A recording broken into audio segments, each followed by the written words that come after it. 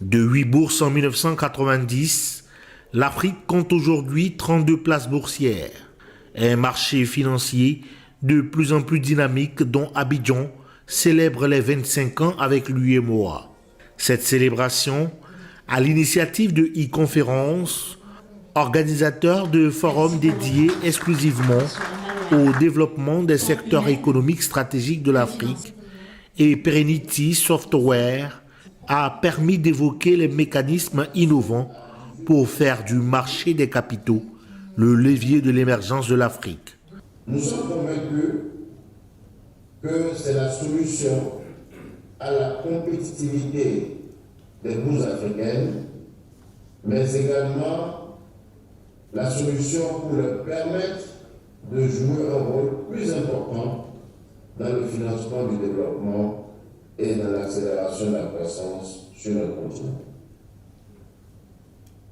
La deuxième tendance majeure que l'on observe aujourd'hui en dehors de l'intégration, c'est la revue de la stratégie pour attirer de nouvelles sociétés à la côte des bourses africaines.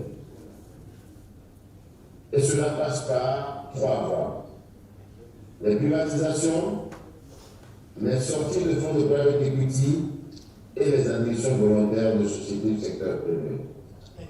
Selon l'étude ASEA-FC de la BRVM, avec plus de 200 sociétés privatisables, les bourses africaines disposent d'un potentiel peu exploité.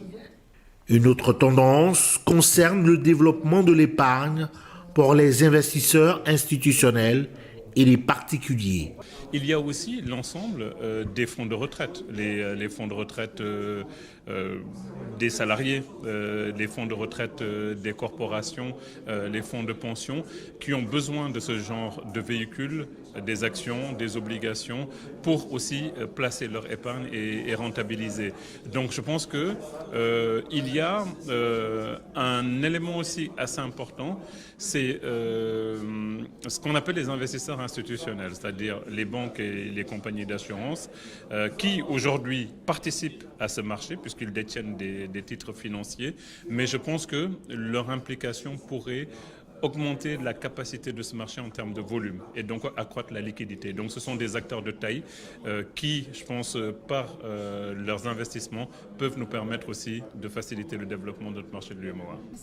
Une bonne articulation entre les politiques économiques et financières doivent accompagner la vision et surtout assurer au marché la capacité à absorber d'importants volumes de transactions tout en intégrant des mesures d'accompagnement pour les acteurs.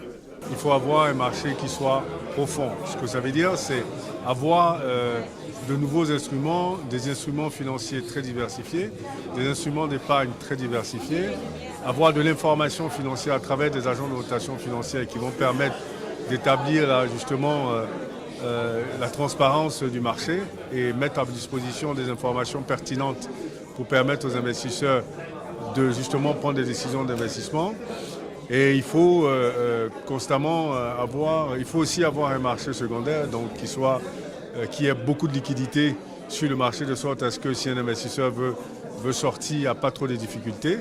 Et donc encourager également les gouvernants à avoir une fiscalité, mettre en place une fiscalité qui soit beaucoup plus attractive et qui permettrait aux investisseurs justement de savoir qu'investir a un avantage fiscal.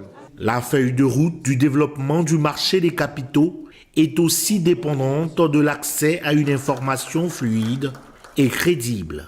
L'information aujourd'hui sur les marchés financiers, elle est capitale et permet à tout investisseur de pouvoir se faire une idée de la santé financière d'un actif financier qui peut être une action, une obligation, un titre dérivé ou tout autre support d'investissement susceptible de pouvoir produire de la valeur. Donc aujourd'hui, tout investisseur sur les marchés financiers a besoin de cette information en qualité, en quantité et à temps pour pouvoir prendre des décisions d'investissement qui vont forger la valeur de son portefeuille. Encore au stade embryonnaire, avec 6% du PIB des pays africains, le marché des capitaux pourrait devenir une réelle opportunité pour les économies du continent avec la diversification de ses produits et une ouverture sur la fintech. Nous, notre métier, c'est les systèmes d'information pour les différents acteurs financiers. Donc nous construisons avec eux et pour eux des systèmes qui leur permettent de traiter les ordres et les transactions d'une manière parfaitement sécurisée de bout en bout.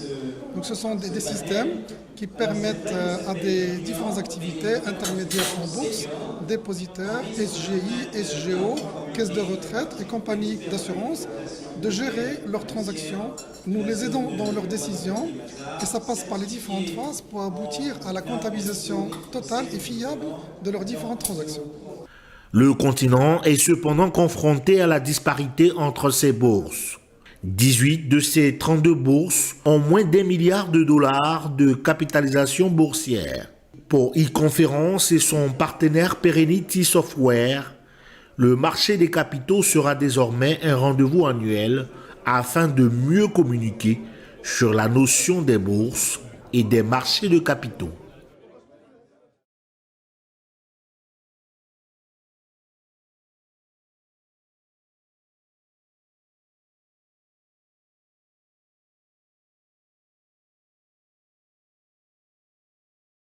L'Afrique est un continent qui avance, un continent en émergence. Et pour dire émergence, il faut des moyens financiers importants.